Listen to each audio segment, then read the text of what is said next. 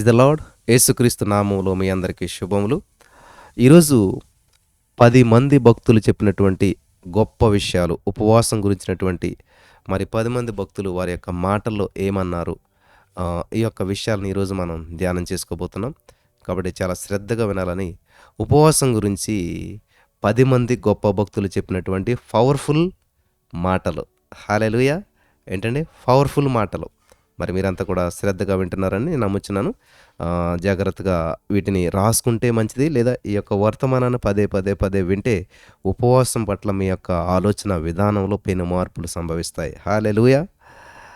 మరి వాళ్ళు జీవించిన కాలంలో వీళ్ళెవరు లేరు, చనిపోయారు. చాలా గొప్ప భక్తులు. వాళ్ళ పేర్లు చెప్తే మీకు అర్థమవుతది. మరి వాళ్ళ కాలంలో గొప్ప పరిచర్యను, ఉద్యమాన్ని కలుగజేసిన ప్రతి దైవజనుడు కూడా ఉపవాస ప్రార్థనా పరుడే. ఈ యొక్క సత్యాన్ని మీరు గ్రహించాలని ప్రభు పేరట మనవి చేస్తూ ఉన్నాను. మొట్టమొదటిగా సవర్ణ రోలా అనేటువంటి గొప్ప భక్తుడు ఇటలీలో ఉన్నటువంటి ఫ్లోరెన్స్‌లో గొప్ప ఉజ్జీవ జ్వాలలు ఆయన రగిలించాడు. అనేకులు రక్షించబడడానికి కారణమైనటువంటి ఈ యొక్క సవర్ణ రోలా గొప్ప ఉపవాస ప్రార్థనాపరుడు. చెప్పాలంటే ఉపవాసంలో ఉన్నటువంటి గొప్ప శక్తిని కనుగొన్నటువంటి వ్యక్తి కూడా ఆయనే. అన్నపానాలు మానేసి ఉపవాసం ఉండటం వలన బలిపీఠం మీద నిలబడుటకు కూడా శరీర శక్తి లేనివాడుగా ఉన్నప్పటికీ సాతాను కట్లలో ఉన్న వేలాది మంది ఆత్మలను విడిపించగలిగినటువంటి ఆత్మశక్తిని పొంది ఉన్నాడు ఇతను సవర్ణ రోలా గారు. ఆనాటి నామకార్థ సంఘం యొక్క అధికారము, ఉపవాస ప్రార్థన వలన కలిగినటువంటి శక్తి ముందు నిలవలేక చివరకు ఆ శక్తికి కారణమైన సవర్ణ రోలాను అధికార దాహము కలిగినటువంటి కొందరు ఒక ముద్దుకు కట్టి కాల్చేశారంటండి. అయితే ఆకాశానికి చేరినటువంటి ఆ మంటలు కేథలిక్ సంఘాన్ని సంస్కరించగలిగినటువంటి మార్టిన్ లూథర్ జననానికి కారణమైనటువంటివిగా మనం చూస్తూ ఉన్నాం. నెంబర్ 2, మార్టిన్ లూథర్ గారు. జర్మనీ దేశానికి చెందినటువంటి ఆ మార్టిన్ లూథర్ గారు గొప్ప ఉపవాస ప్రార్థనాపరుడైనందున ఐరోపా, అమెరికా దేశాల్లో కూడా గొప్ప ఆధ్యాత్మికమైనటువంటి మేలుకొలుపు కలిగింది. ఆచార సిద్ధాంతాలతో కూడినటువంటి భక్తికి అలవాటు పడినటువంటి అనేకులు ఆధ్యాత్మికమైనటువంటి పునర్జన్మ పొందేటువంటి రీతిగా మేలుకొల్పబడటానికి, గొప్ప ఉజ్జీవాన్ని పొందటానికి కారణము మార్టిన్ లూథర్ గారి యొక్క ప్రార్థన, ఉపవాసమే. హల్లెలూయా! నెంబర్ 3, జాన్ కెల్విన్ గారు. ఈయన గురించి మీకు అందరికీ తెలిసే ఉంటుంది. జెనీనాకు చెందినటువంటి జాన్ కల్విన్ గారి యొక్క ఉపవాస ప్రార్థన ఆ పట్టణంలో ఉన్న ప్రతి ఒక్క ఇల్లు కూడా ప్రతి ఒక్క వ్యక్తి రక్షించబడటానికి కారణమైంది. అంతేకాకుండా వేదాంత కళాశాలలు తెరవబడ్డాయి. బైబిల్ వ్యాఖ్యానాలు వెలువడినందున ప్రతి ఒక్కరు కూడా బైబిల్ అర్థం చేసుకొనటానికి వీలు పడింది.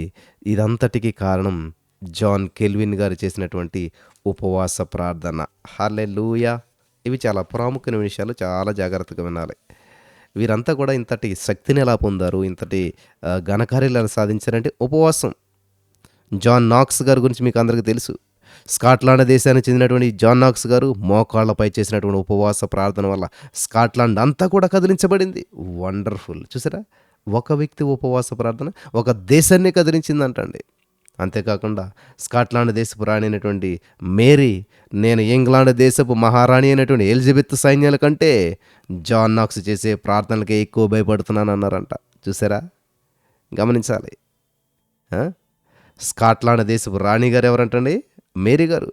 నేను ఇంగ్లాండ్ దేశపు మహారాణి అయినటువంటి ఎలిజబెత్ సైన్యం కంటే జాన్ నాక్స్ చేసేటువంటి ప్రార్థనలకే ఎక్కువ భయపడుతున్నాను అన్నదంట. దేవునికి స్తోత్రం కలుగును గాక. హల్లెలూయా! ఇక మీకు అందరికీ తెలిసినటువంటి పేరు జాన్ వెస్లీ. ఇంగ్లాండ్ దేశానికి చెందినటువంటి జాన్ వెస్లీ గారు ఉపవాస ప్రార్థన ద్వారా ఇంగ్లాండ్ దేశం అంతటా కూడా గొప్ప ఉజ్జీవ జ్వాలలు విస్తరించి మెథడిస్ట్ సంఘ స్థాపన జరిగిందనమాట అప్పుడు జాన్ వెస్లీ గారి ద్వారా. అలాగే చార్లెస్ ఫిన్నీ గారి గురించి మీకు అందరికీ తెలిసి ఉంటుంది. చార్లెస్ ఫిన్నీ, అమెరికా దేశానికి చెందినటువంటి ఈ చార్లెస్ ఫిన్నీ గారు చేసినటువంటి ఉపవాస ప్రార్థన వలన దేవుని యొక్క అద్భుతమైనటువంటి శక్తి మనుషుల హృదయాల్లో దూరి ఆధ్యాత్మికమైనటువంటి పశ్చాత్తాపము, రక్షణ, నూతన జన్మ అనుభవాలు పొందడానికి కారణమయ్యాయి. ఈయన ఎప్పుడైతే చార్లెస్ ఫిన్నీ గారు ఉపవాసం ఉండి ప్రార్థన చేసి ప్రసంగాలు చెప్పడం, దేవుని గురించి వివరించడం, సువార్త చేయడం ప్రారంభించాడో అమెరికా దేశంలోనే ఉన్నటువంటి మనుషుల హృదయాల్లో ఆ యొక్క దేవుని యొక్క అద్భుతమైన శక్తి ప్రవేశించడం మొదలుపెట్టింది. వెంటనే పశ్చాత్తాపపడి ఏడవటం మొదలుపెట్టారు. చార్లెస్ ఫిన్నీ గారు దగ్గరికొచ్చి, ప్రియులారా, మరి ప్రజలంతా కూడా పశ్చాత్తాపం పడ్డారు. రక్షణ పొందుకోవడం ప్రారంభించారు. నూతనమైనటువంటి జన్మ, నూతన జన్మ అనుభవాలు. అందరూ కూడా నూతనంగా రక్షించబడ్డారు. నూతన జన్మలోనికి వెళ్ళడం జరిగింది. హల్లెలూయా! ఈరోజు నీ మాటలు వింటున్న ప్రియులారా, మరి మీ కుటుంబంలో ఉద్యోగం వస్తుందా? మీరెంతగా ఉపవాసం ఉండి దేవుని సన్నిధిలో ప్రార్థించి ఎటువంటి ఫలితాలను చూడగలుగుతున్నారా? అమెరికా దేశానికి ఒక చార్లెస్ ఫిన్నీ ద్వారా అద్భుతం జరిగింది. ఇంగ్లాండ్ దేశానికి జాన్ వెస్లీ గారి ద్వారా, స్కాట్లాండ్ దేశానికి జాన్ నాక్స్ ద్వారా. మరి ఈ రోజున ఈ మాటలు వింటున్న ప్రియమైనటువంటి వారలారా, మరి మన ద్వారా జరుగుతుందా? జాన్ హైడ్ భారతదేశం కొరకు ఉపవాస ప్రార్థనలో విలపిస్తూ ఆత్మల రక్షణ కొరకు గోజాడినప్పుడు గొప్ప ఉద్యమం కలిగింది. జాన్ హైడ్ గారు మన భారతదేశం కొరకు ప్రియులారా ఉపవాసాలతో విలపిస్తూ ఆత్మల రక్షణ కొరకు గోజాడి ప్రార్థన చేశాడంట. ఈయనకి కలిగినటువంటి ఆ యొక్క హృదయ భారం వలన, హృదయం నిండా ఎంతో భారంతో మరి ప్రార్థించేవాడంట. అంత భారంతో ఎలుగెత్తి ప్రార్థించడం వల్ల ఈయన గారికి, జాన్ హైడ్ గారికి ఉన్నటువంటి ఎడమ పక్కన ఉన్న గుండె కుడి పక్కకు కదిలిపోయిందంట. వైద్యులు చెప్పారు ఇదంతా కూడాను. వైద్యులు చెప్పిన మాట, ఎడమ పక్కన ఉన్న గుండెకాయ కుడి పక్కకు మారిపోయిందంట. ఈ లెఫ్ట్ సైడ్ హార్ట్ రైట్ సైడ్కి వెళ్ళిపోయిందంట. ఎంతో విలపించి భారంతో ఉపవాసంతో ప్రార్థించేవాడంట జాన్ హైడ్ గారు. అంతగా ప్రార్థించినందుకు ఆయనకి ఎడమ పక్కన ఉన్న కుడి పక్కకు జరిగిపోయిందంట. నా ప్రియమైనటువంటి వాళ్ళారా, మాట్లాడుతూ ఉంటాం మనమే, నా గుండె బరువెక్కిపోయింది, భారంతో నిండిపోయింది అంటుంటారు చాలామంది. నువ్వు చేసిన పనికి నా హృదయం పగిలిపోయింది అంటుంటారు. కానీ జాన్ హైడ్ గారు భారతదేశం కొరకు ఉపవాసం ఉండి ప్రార్థించడం వల్ల ఆయన యొక్క గుండె ఎడమ పక్క నుంచి కుడి పక్కకు జరిగిందంట. ఎడమ పక్క నుంచి కుడి పక్కకు జరిగిందంట. Holy spirit of God. వింటున్నారా? ఎడమ పక్క నుంచి కుడి పక్క జరిగిందంట. జాన్ హైడ్ గారు చేసిన ప్రార్థన. 7. 8వదిగా మనం చూసినట్లయితే జార్జ్ విట్ఫీల్డ్ గారు. ఈయన మరి పోరాడి ప్రార్థించడం వలన సాతాను సంతగా ఉన్నటువంటి స్థలాల్లో సింహంలాగా గర్జిస్తూ సాతాను కోరలో చిక్కబడినటువంటి 1000 ఆత్మలకు పైగా ఒక్క దినాన్నే ప్రభు కొరకు సంపాదించాడు. 1000 ఆత్మలు ఒక్క దినాన్నంటే అది ఏమిటి అసలు? ఒక వ్యక్తిని మారుమనసు పొందాలని, మీ భర్తలు మారుమనసు పొందాలని 25-30 సంవత్సరాలు ప్రార్థిస్తున్న వాళ్ళు చాలామంది ఉన్నారు. ఈయన ఏం చేశాడంటే 1000 మందిని ఒక్కరోజే. What a wonderful! ఉపవాస ప్రార్థనలో ఉన్న శక్తిని మీరు గ్రహించారా? హల్లెలూయా! జార్జ్ విట్ఫీల్డ్ గారు చేసినటువంటి ఆ యొక్క ఉపవాస ప్రార్థన సాతాను సంతగా ఉన్నటువంటి స్థలాల్లో సింహంలాగా గర్జించాడైనా. సాతానుగాడు సంత చేసి పడేశాడు. వాడి సంతగా మార్చేసుకున్నాడు. వాడు సొంతంగా మార్చేసుకున్నాడు. సంత పెట్టుకున్నాడు చాలామంది జీవితాల్లో. అటువంటి జీవితాల్లో ఈయన సింహంలాగా గర్జిస్తూ సాతాను కోరలో చిక్కబడిపోయినటువంటి 1000 మందిని ఒక్క దినాన్నే ప్రభు కొరకు సంపాదించాడు. ఒక్క దినాన్నే 1000 మందిని. హల్లెలూయా! ఇక్కడ మరి డేవిడ్ బ్రైనార్డ్ గారు సాతాను ఉచ్చుల్లో ఉన్నటువంటి 9వ వ్యక్తి.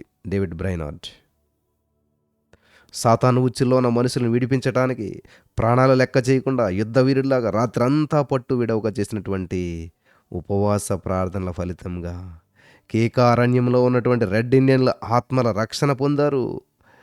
రెడ్ ఇండియన్స్ అంతా కూడా రక్షించబడ్డారు. అంటే అసలు దేవుడు అంటే తెలీదు, వాక్యం అంటే తెలీదు. మనుషులను చంపుకు తింటారు, మనుషులను చంపుతారు.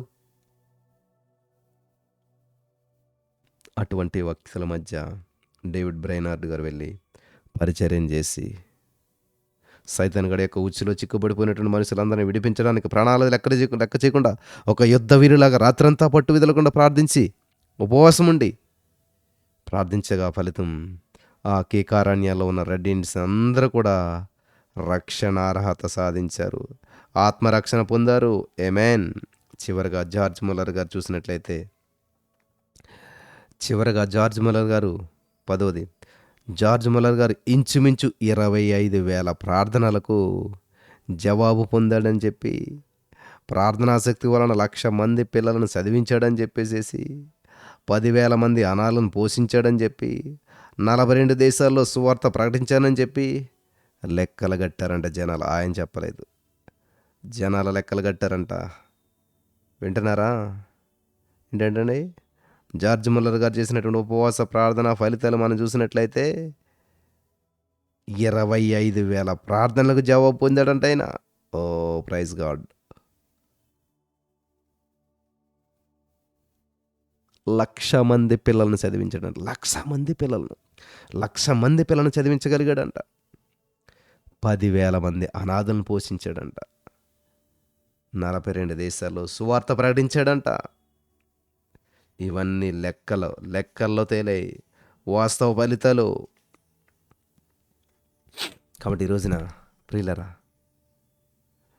సవర్ణ రోలా, Martin Luther, John Calvin, John Knox, John Wesley, Charles Finney, John Hyde, George Whitefield, David Brainerd, George Muller, ఈ 10 మంది ప్రపంచాన్ని ఎంత ప్రభావితం చేస్తారో మనకందరికీ తెలుసు. ఈ 10 మంది ఉపవాస ప్రార్థన ఉంటుంది, ఉపవాసం ఉంటుంది. ఉపవాసం ఉండే ప్రార్థన ఉంటుంది చాలామందికి. ఈ రెండు మిక్స్ అవ్వాలి. అన్నమకూరలాగా మిక్స్ అవ్వాలి. ఉపవాస ప్రార్థన ద్వారా వీరంతా కూడా ఎటువంటి ఫలితాలు చూశారు కదా. ప్రపంచాన్ని ప్రభావితం చేశారు. వారున్న ప్రదేశాన్ని, వారున్న దేశాన్ని ప్రభావితం చేసి చనిపోయారు.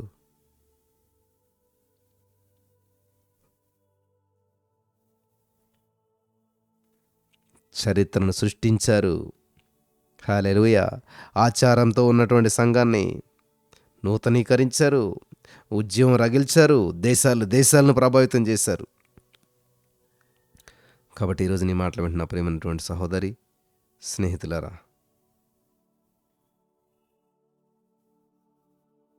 దేవుడు మీతో మాట్లాడి ఉన్నాడు. ఉపవాసంలో ఉన్న శక్తిని మనం గ్రహించగలిగాం.